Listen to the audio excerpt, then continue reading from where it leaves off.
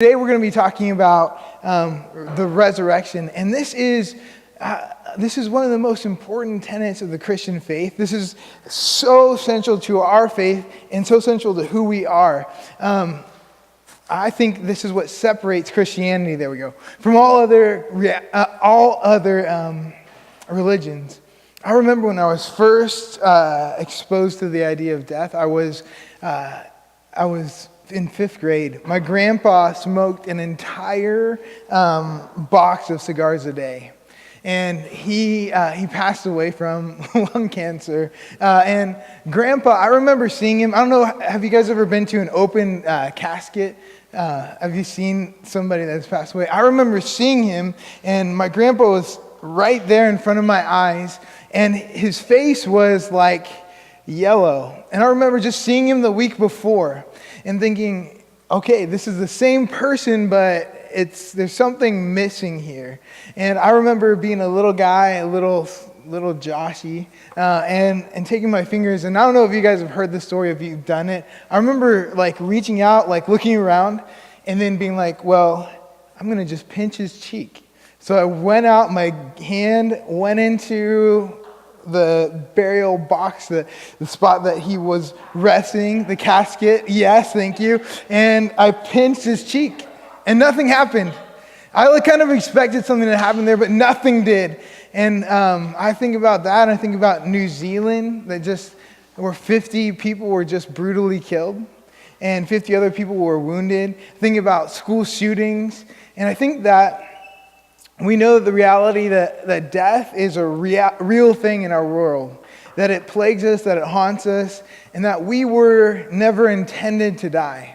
It's a concept that's kind of elusive, but we see that in the Bible, especially in the book of Genesis. We see that Adam and Eve, the first two people, were never intended to experience death. And you and I were never intended to experience death. We know that death robs us. It steals from us something that's so important, our life. That we were never intended to die, but these two people, because they sinned, they brought sin into this world. See, Adam and Eve, at the very beginning of time, were given this opportunity. They were told, you are not to eat of anything, or you are to eat of anything you want in this whole garden, anything you want, except for the tree of the knowledge of good and evil, for if you do, you will surely die. And sin, when you break God's commandment, when you do what he doesn't want you to do, is really just missing the mark. When you have an intended purpose to live out and you don't do that intended thing, that's what sinning is. So when you guys do something that you're not supposed to do, that's what sin is. And because of sin, death reigns. Because of sin, death entered into the human race. And I would argue that every religion has some concept of sin. I think every religion, even atheists, have a conception of sin. But our solution to that is usually we need to pray harder, we need to do more good things, we need to try not to do bad things. Even our scientists would believe like the universe is slowly compounding. It's slowly becoming less and less, and that the bad news is, guys, that in 5 billion years, the universe is going to implode. So, hate to rain on your parade, but we got 5 billion years left here. Everything is slowly becoming nothing. But resurrection says like the exact opposite, and I think that's why it's so important. Resurrection says that God finishes what he starts. Resurrection says that God is not done with this world yet. That resurrection changes everything. That not only will we be changed because of resurrection, but the whole world and the universe and the cosmos that's slowly impounding and becoming nothing will be changed because of this thing we call resurrection. But if there is no resurrection, this is what the Apostle Paul says. He was like a friend of all these Jewish people, and he became the leader, one of the leaders of the church. And he says this: if there is no resurrection from the dead, then not even Christ has been raised. And if Christ has not been raised, our preaching is useless, and so is your faith. So he's saying, like, guys, if there is no resurrection from the dead, basically, let's go party, because you guys should get out of here. There's no point in this. But he says later on, or earlier on rather, in 1 Corinthians 15:6, and this is a verse that we've been kind of honing in on. It says this, that Jesus appeared to more than 500 of the brothers and sisters at that same time, most of whom are still living, some of whom have fallen asleep. Basically, Paul is saying this in this letter to this town called Corinth: if you don't know Jesus, go find somebody who does. If you haven't seen him, go talk to somebody. Like, go check out, like, your uncle. Talk to him and say, hey, did you see Jesus? And your uncle will be like, yeah, I saw him the other day. You know, like, he's basically saying to these old people, these people that lived 2,000 years ago, if you haven't seen him, then go ask somebody. And look, I think that's why I love joining you guys on Sunday nights, is because if you've never seen Jesus, many of you have experienced Jesus for the first time in here. Many of you have experienced Jesus for the first time at church over there. And the invitation is still the same. If you've never experienced the resurrection and the goodness of God, go ask somebody. Because the truth of our life is this, that resurrection is the antidote to sin. See, every religion would say, if you pray harder, do more good things, if you try not to do bad things, then you'll reach enlightenment, then you'll go to nirvana, then you'll be reincarnated into something else good.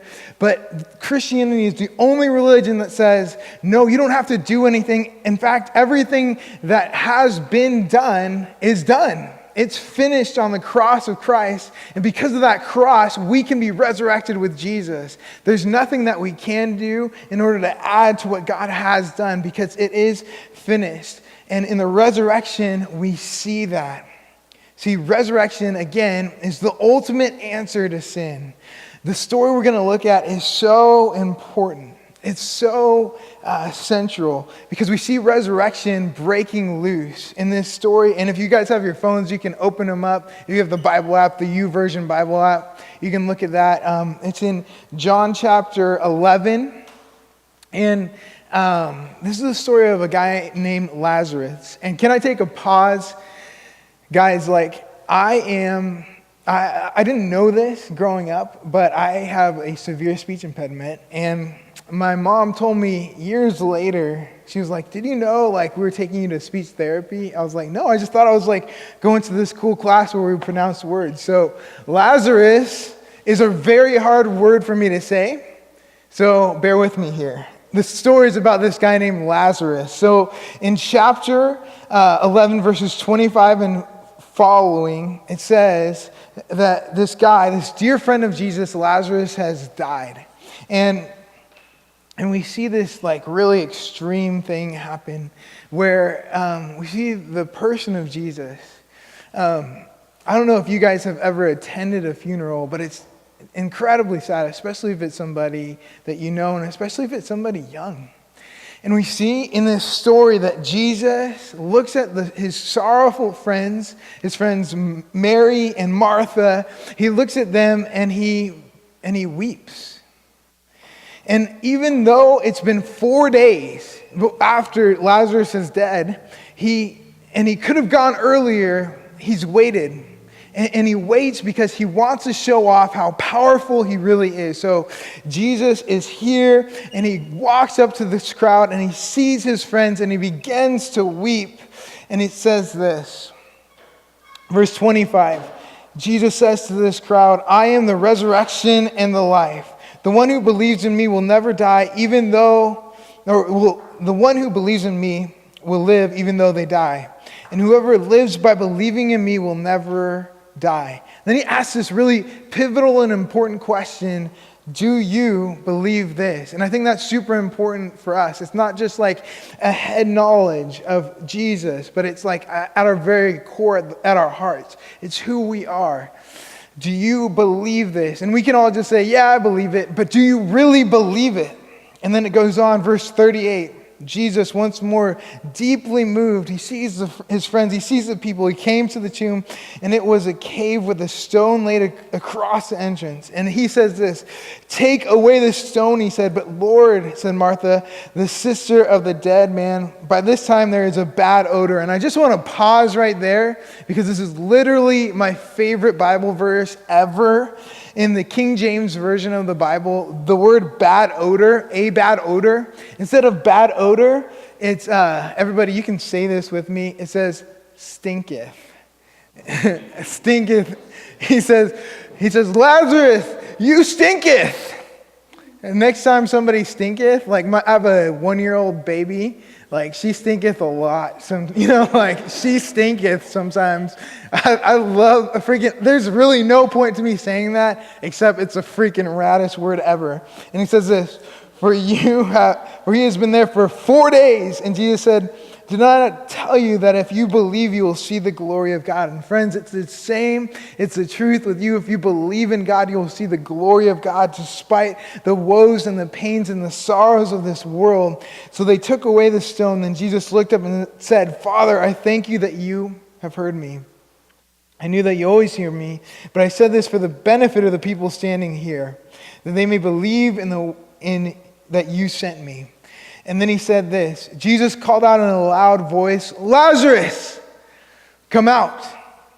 And it's important to note here, many people say that if he didn't specify saying Lazarus first, then everybody in that entire graveside would have woken up. See, when Jesus comes to spots in our lives and in our world, he can't help but let resurrection happen. See, Lazarus, after this happens, he, with his stinketh self, wakes up, gets out of the grave, and walks out because of the resurrected nature of Jesus. See, I think there's 3 super important things that we can hold on to from this scripture. The first is that sin has no hold on you. The second is that you can have an abundant life now. And the third is that death cannot stop you. So firstly, sin has no hold over you. Again, Jesus goes to this tomb and he says this, "Lazarus, come out." See, Jesus goes there and he yells. He says, "Come out." And we see in this story that Lazarus is going to face death, or he has already been facing a world of death. And honestly, guys, I don't even know, I would be a little bit mad if I was Lazarus, because he was just dead, hanging out in heaven, and then God called him back, he was just hanging out with little angel babies and stuff, life was good.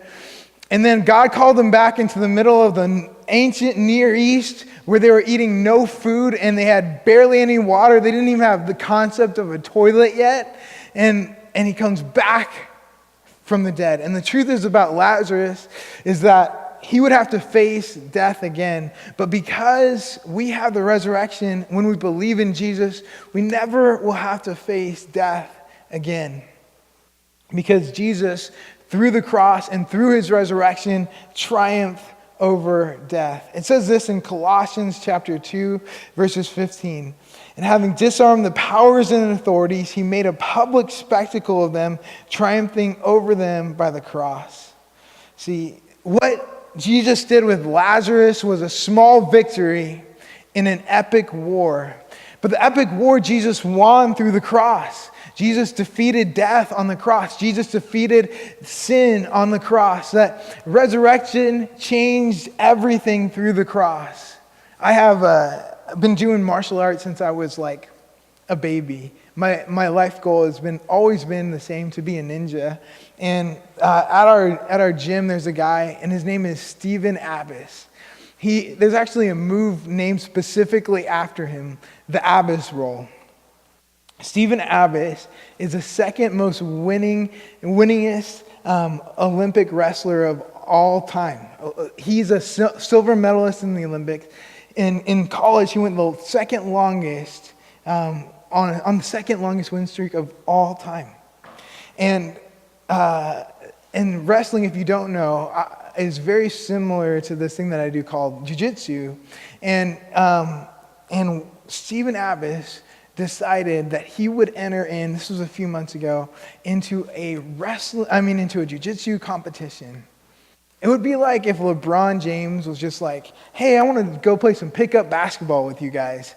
He goes out to this local tournament and completely destroys everyone. Obviously, he triumphed. Like, he made it like a joke. See, Stephen Abbas totally destroyed his competition, and that's what we see Jesus doing through the cross. He completely destroys death on the cross. He completely destroys sin on the cross. See, the second thing is that you can have resurrected life now. You can have abundant life now. A resurrection changes everything because you can have abundant life now. I think a lot of times we think that Christianity begins when we die, but actually Christianity begins the second we say yes to Jesus. The second we allow Jesus to come into our life, resurrection begins. Our life becomes something magnificent. We are placed in the hands of a loving, incredible God.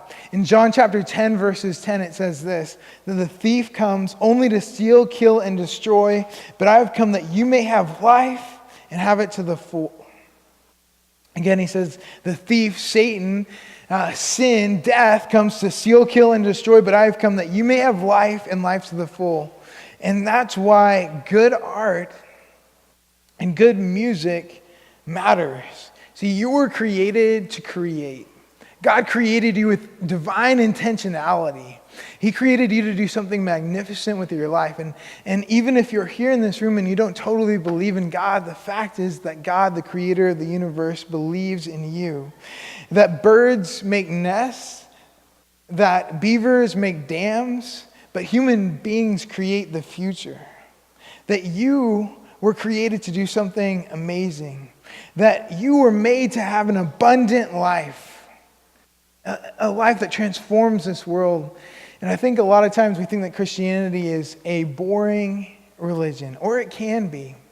But it's supposed to be something epic. It's supposed to be something that you see dead people come back to life, that you might have experienced death, but now you're experiencing life. That's what the Renaissance was all about. If you see this epic, incredible art, there were people that experienced the goodness of God and they painted it out.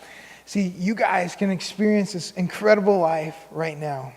What are you creating right now? How are you making the world look resurrected right now? See, the third way that I think resurrection changes everything is that death can no longer stop us.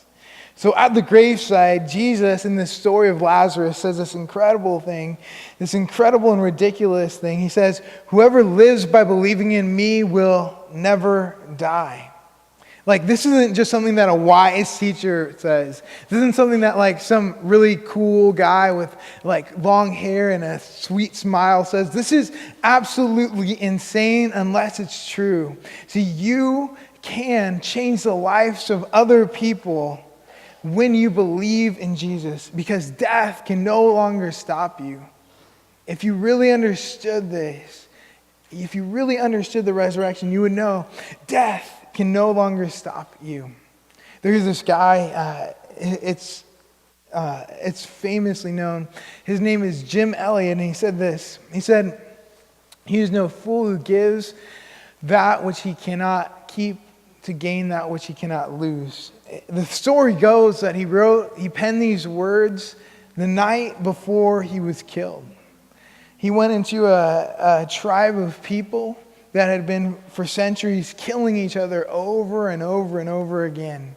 And he went and he had a wife and a son, and he went to this warring tribe, and as soon as his plane landed, he was immediately killed.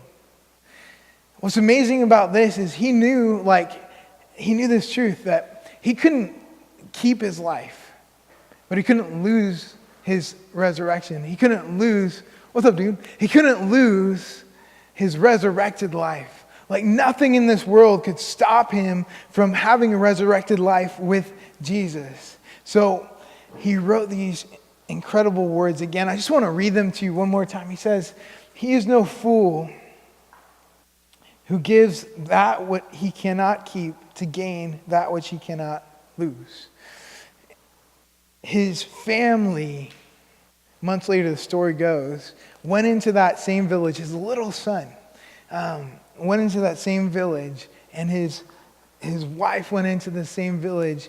And because of their understanding that death couldn't stop them, that dad's dead, but he's with Jesus, that even if these people kill us, we're still going to live forever, they went back into this village and they put an end to the cycle of death.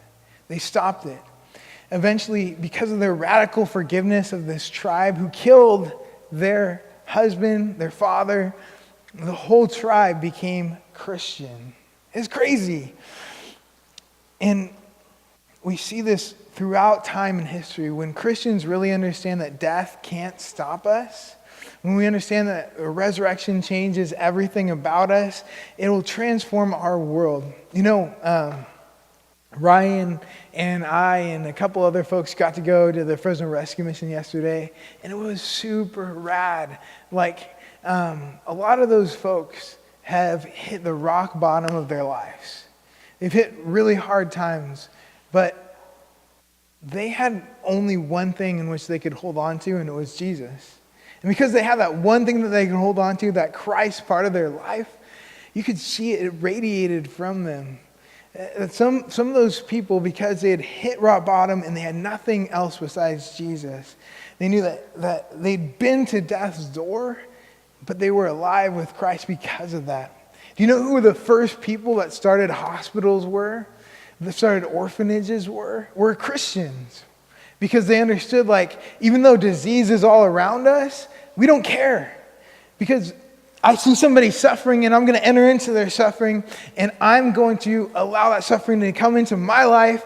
And even though I might die because of the disease around me, I want to care for them and I want to love them and I want to take care of them. There's this guy that says this in the early first century. He said this: the blood of the martyrs is the seed of the church.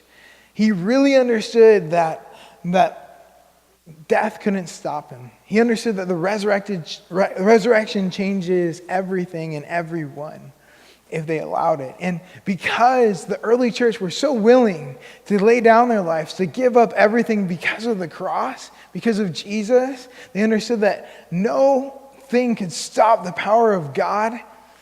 They willingly laid down their lives, and the whole empire of Rome became Christian. They said the blood of the martyrs is the seed of the church. The church was founded in this non-fearing love of Christ and hatred of death. Martin Luther King Jr., I think, is the greatest example of somebody who did not fear death. See, he was constantly under the threat of death, constantly under the threat of people trying to kill him, kill his family members. And Martin Luther King valiantly triumphed and transformed our country as we know it because he didn't fear death. He said, I don't care what you can do to me. You can't stop what I'm doing because of Jesus. You can't stop the words that I'm going to bring forth. And he transformed the world. And even though he died, he's remembered to this day. He has a day named after him. He's somebody that understood the resurrection and understood what God is doing. He understood that resurrection changes everything. So therefore, he was not afraid of death. The Apostle Paul again writes this. He says, "Where, O death, is your victory? Where, O death, is your sting? The sting of death is sin, and the power of sin is the law. But thanks be to God, he gives us victory through our Lord Jesus Christ." So, I think that because of this, we can do a few things. I think that we can do a few things that would absolutely change our worlds and the lives of those around us. Resurrection changes everything. It changes me, it changes you, and it can change our world. So if you understood resurrection, what would it look like? What would it look like if you knew that in your life you could never lose? Like, no matter what anybody says or does or thinks about you, you are never going to lose. Like, would you be a Martin Luther King Jr.? Would you be somebody that started a hospital? Would you die to yourself so that other people might be able to live? You know, there was this thing called the Protestant Reformation, and I love being here with you guys because I love the idea that young people can transform the world. And the Protestant Reformation was one of the greatest movements in all history, and it was started by people that were in their 20s.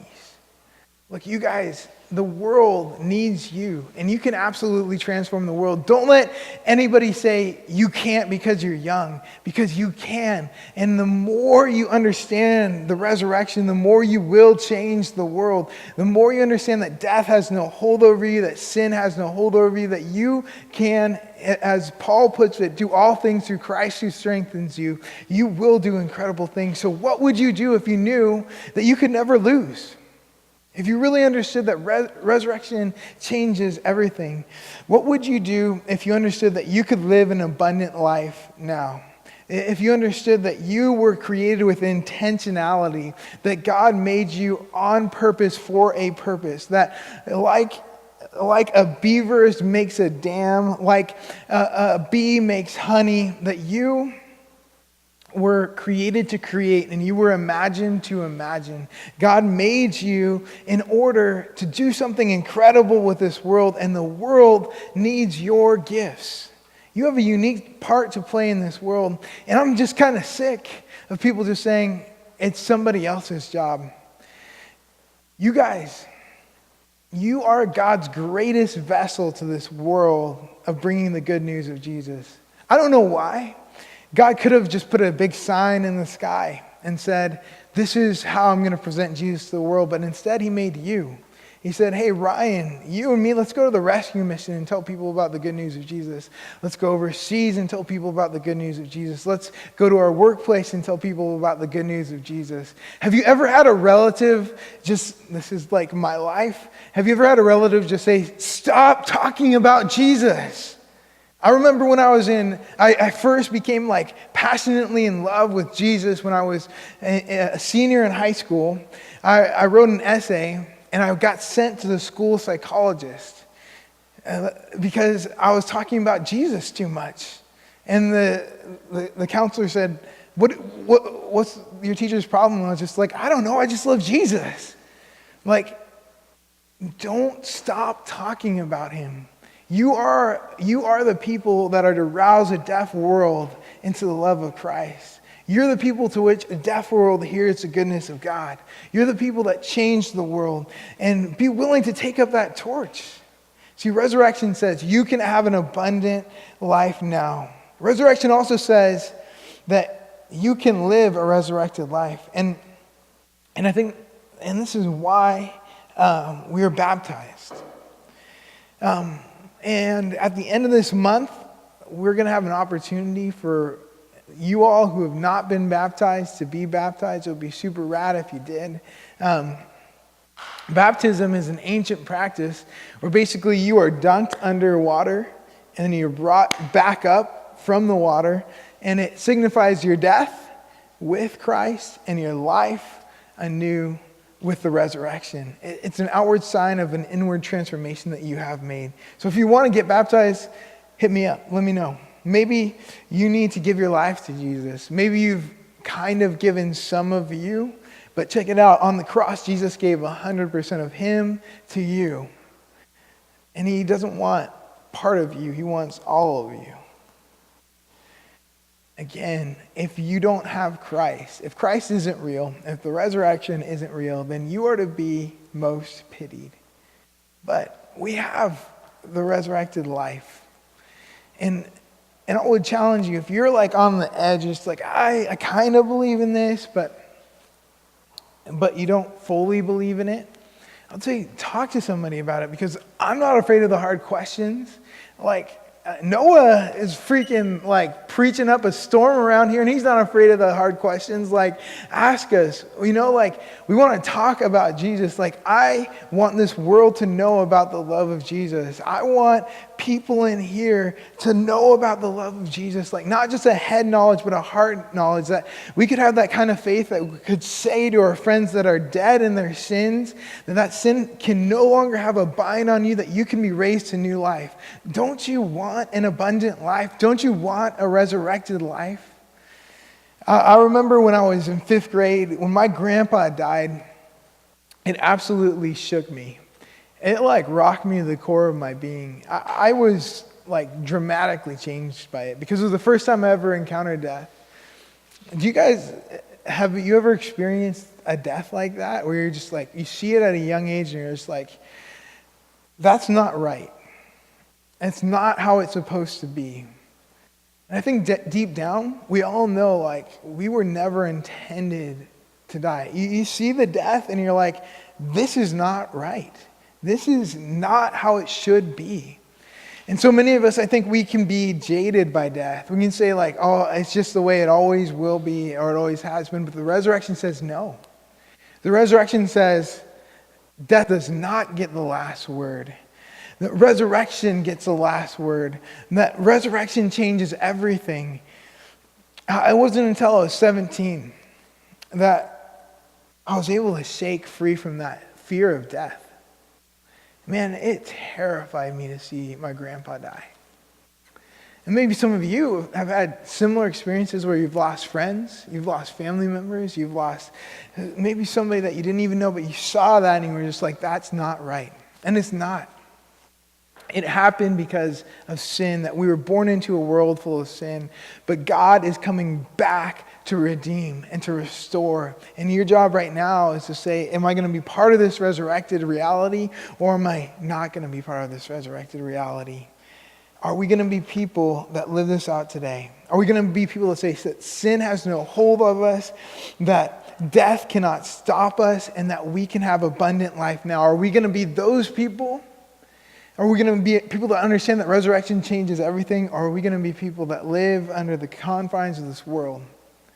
Guys, I think what radically happens when people understand the resurrections, they change the world. That's what I want you to do. So, I just want to end, and I want to just ask you to do this cool exercise. This is something that I do regularly. So, I just want you to close your eyes. And I want you to think of like the deepest, ugliest, darkest moment of your life. Maybe it could be a moment that was like recent. Maybe it could be a moment that was far off. And I want you to imagine time and history.